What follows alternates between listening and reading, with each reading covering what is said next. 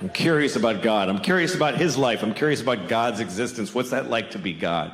You know, we don't know anything about him. I think one reason people don't believe in him because we don't have a sense of God, because it doesn't say anything anymore. He used to talk all the time. He used to go up to people on the street. Hey, tell everybody I said that. I'm writing on the rocks. Look at that! Do it!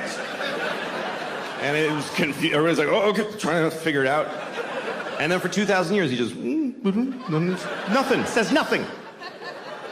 And everybody's fighting. He could clear a lot of shit up with a 5-minute press conference.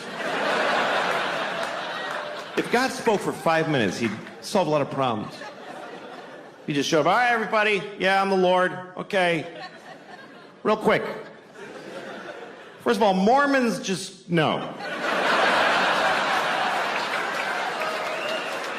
What is that? Just go home. Also, Jews with the little things, what the fuck, I don't know. Put a hat on or don't, nobody gives a shit. This is weird, I hate these. I hate them. I send everybody with one of those to hell every day. I do, it's just my thing, just so you know. Do what you want, but that's where you're going. Now you know. Also, I don't care who you fuck, I don't care. It never mattered. It was Adam and Eve and Steve, they were all fucking each other. I was jerking off to it, it was a great time. So it's not an issue for me. I don't know why it is for you. Have fun and use all the holes, that's what I say. Also, you're supposed to fuck the animals. That's why I made them. Why are you not fucking the animals? There's only like 30,000 of you fucking the animals. What are the rest of you? You're eating them? That's disgusting. What is wrong with you? How could you eat a perfectly fuckable pig?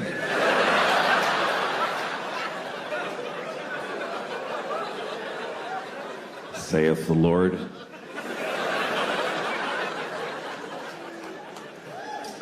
I had a dream the other night. I had a dream that I was a little Japanese girl. I did. I'm not usually somebody else in my dream, but in this dream I was way not me. I was a little 7-year-old Japanese girl. And I remember I was like walking around and I was scared because there's these guys with swords and they're cutting the heads off of children. And I was like, oh, scared. Oh, it's a man with a sword. I mean, I can't help, it's a dream. I can't help. I dream in black and white and stereotypes. I can't help it. Oh, I'm so scared. And the guys with the swords are like, whoa, whoa, and they're cutting the heads off of children. I was like, oh. But also, they have these chocolate coconut donuts. And they're eating them. And I was like, oh. But also I was like, oh, I want one of those fucking donuts. Like the real, you know, I wanted to really ask them for a donut. But I was scared of having my head cut off. So I guess it just means be yourself. I think that's what the dream meant. That's as much as I could figure out about it. Yeah. I also had a house break-in. This is a true story, right? Me and another comic called Steve Hughes were sitting at home, and I kid you not, this is what happened. 2 guys came through the window, one with a hammer, one with a machete. If you look at the side of my head, I got like a scar there. Yeah. They cut my head, right? They tied us up and all that type of stuff. Then they drove off out of my house, and they got caught speeding in my car before we'd ever made the call or whatever, right? They're now serving 12 years in prison for grievous bodily harm, aggravated burglary, attempted rape, and possession of... Wait. You can't gloss over that. You can't just have that as part of your list. I forgot to mention my girlfriend was in the house. If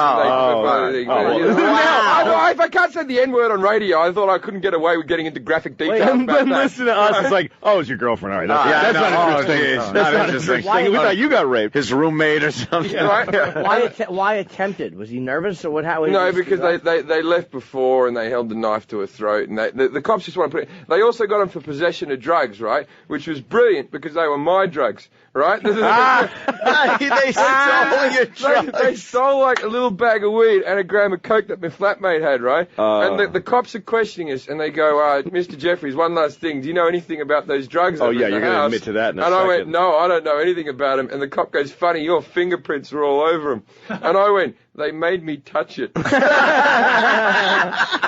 the attempted rape. That's probably how they got caught. They're like, what's that, sorry? He knew, but he just let it go. Yeah, the cops were laughing about it afterwards, right? And these two blokes got 12 years, man. That's a long sentence. And the thing is, when they broke into our house, they thought we were drug dealers, me and me other mate, the other guy. They thought we were drug dealers because, well, I have the lifestyle of a drug dealer.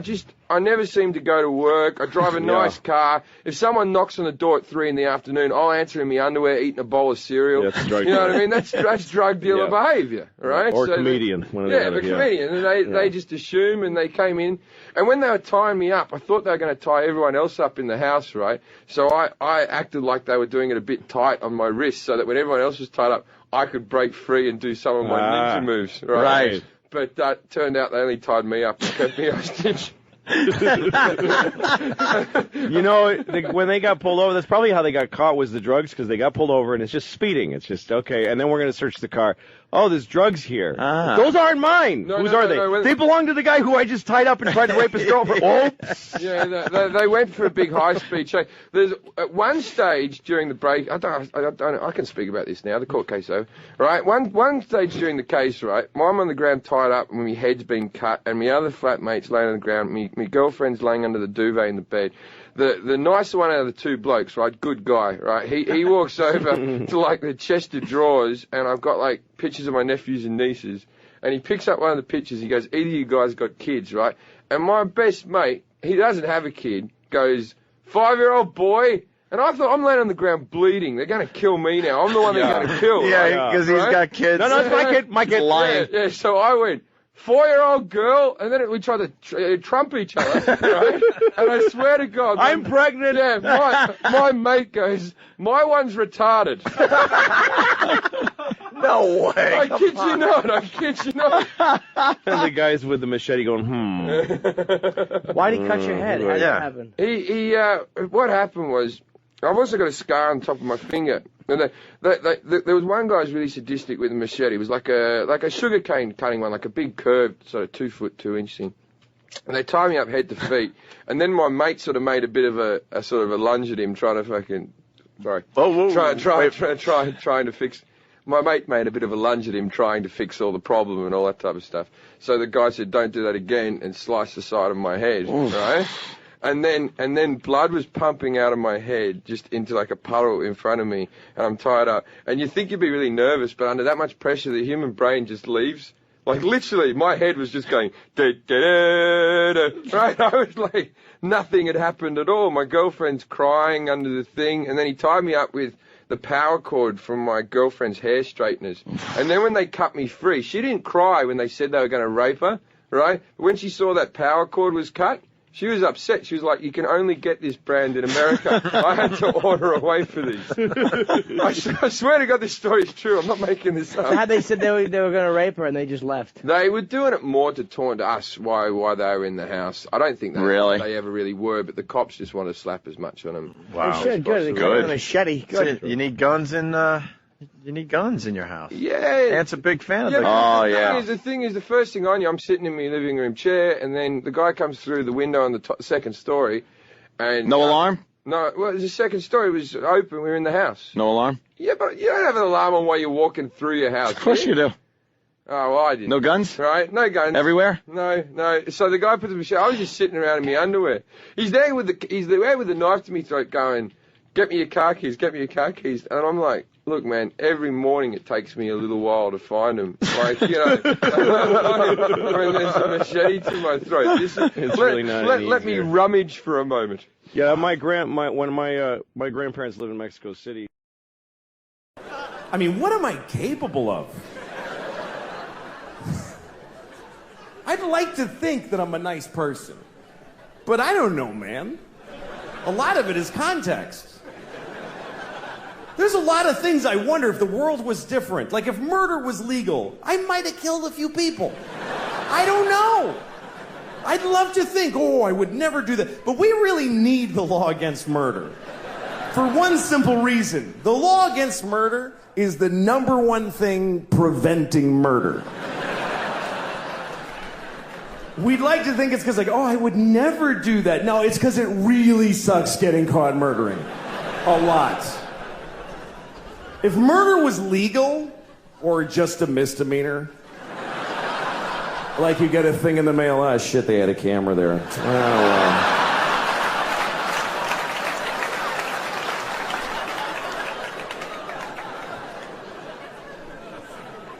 If murder was legal, there would be so much murder. Regular people would murder. Murderers would murder even more. And then really nice, sweet people would murder a few people. But nobody would murder no people.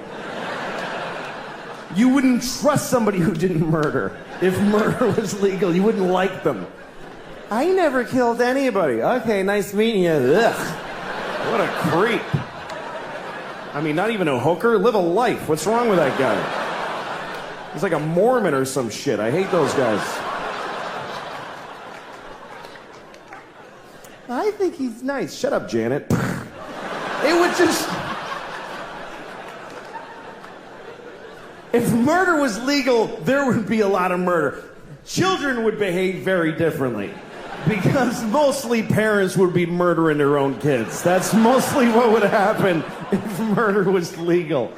You'd be, you go to a mall, there'd be like 8 different moms in the mall just, I told you to stop it! You didn't listen to me! You'd be stepping over dead kids. It'd be like a new problem. You have to clean up your kids when you kill them, because it's gross. It's bad for the environment. If you murder your child in a public place, please use one of the red bags that are in the dispensers every 3 feet of America. Put your murdered child in the red bag with a logo of a murdered kid on it. Next to the other logo that tells you not to let your alive kid play with a plastic bag because they might suffocate. In which case you could just leave them in the bag.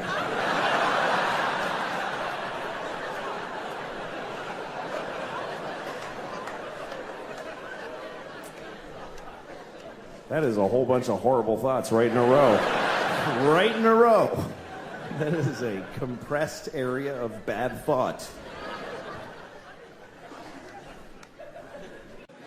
I was talking to my friend the other day about Jesus Christ. And I don't remember why, but I happened to mention that Jesus was Jewish. And my friend said, he was? And I said, yeah, Jesus was Jewish. And he said, I don't think so. And I said, that's okay. It already all happened. Doesn't matter what you think. But he argued with me. He was like, dude, Jesus couldn't be Jewish. Think about it. I'm like, you fucking think about it, you idiot. What was he then? Was he Presbyterian? What was he? Catholic? Okay, Jesus was Catholic. And he had a gold chain with a cross. And when they nailed him up, he was like, oh, that's why we have those. That finally makes sense. I didn't even know. Oh, fuck, that's me. I'm the little guy on it.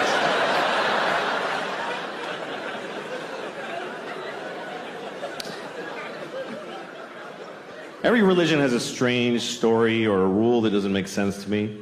You know? Like, every time there's a terrorist act, they always tell you on the news about how they believe they're all going to heaven, and every guy who does a jihad thing, and he gets 72 virgins. That's right. That's the story always. 72 virgins. Which, first of all, who are those women? Who are the 72 virgins? Does God have to kill 72 nice girls? All right, ladies. The good news is you're going to heaven. The weird news. Or does God just make them fresh like farm-raised salmon? He just whips up 72 women. All right, nobody fuck these. I'm saving them for that guy. It's a weird concept. You get your own 72 virgins for all eternity. First of all, they're only virgins when you first get them. Once you start fucking them, it's over. After a week, he's like, I only have 3 left.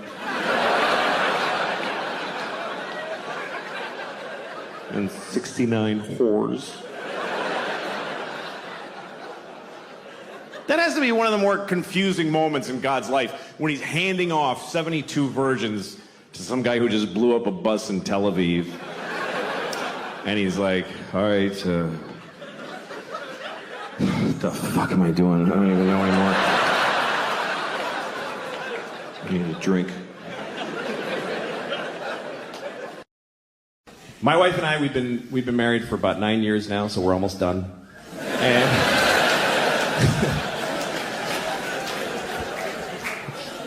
after 9 years and 2 kids, you start looking at each other like, no, no, I'm not gonna just keep doing this. Who would do that? We went to therapy for a while, and the therapist was like, one day he goes, you should go on a date. And I'm like, fuck you. I'm not going. I did go on a date with my wife, and I don't think I'm going to call her again. It wasn't really fun.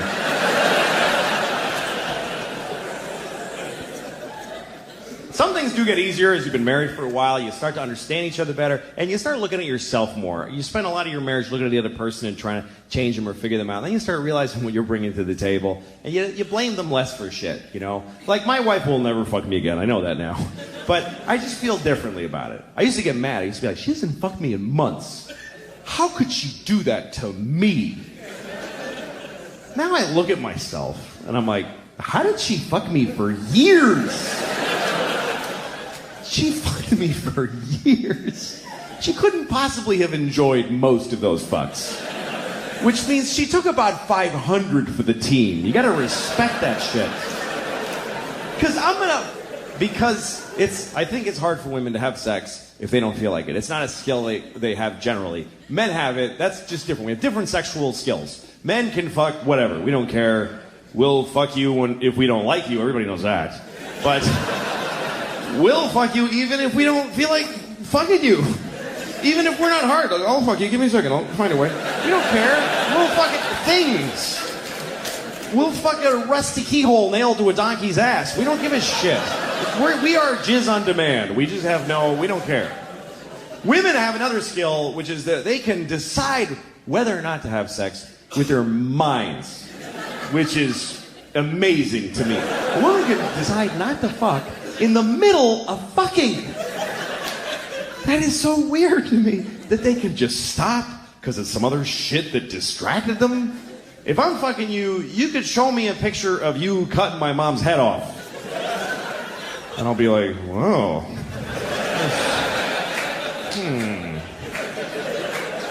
As soon as I come, we're going to have a talk about that picture. That's really...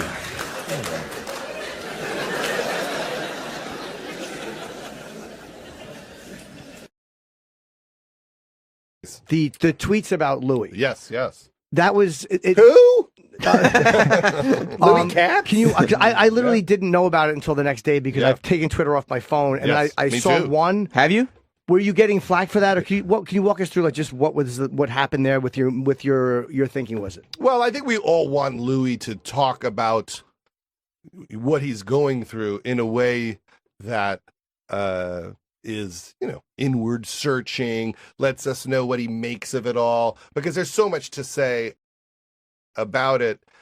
And that's, when someone says, I'm going to go away and try to think about this. I didn't look at it in the right way before. So when they return and they don't say a word about it, that's kind of weird, because that's what we were hoping that you would do, is say, hey, I kind of get it now. I'm trying to do right by these people. I'm trying to evolve as a person. So he's not saying that at all. Mm-hmm. He's just punching down at, kids who got shot at or whose friends died. And you go, what's really what's your angle here if you're making fun of trans people? And I just thought to myself, I know we all talk about everything. You do it all the time. I've never watched you and thought like, oh God, but if you're the guy trying to say to the You didn't world, see the new special? I hurt people and I get it. I get it. Your comeback material shouldn't be,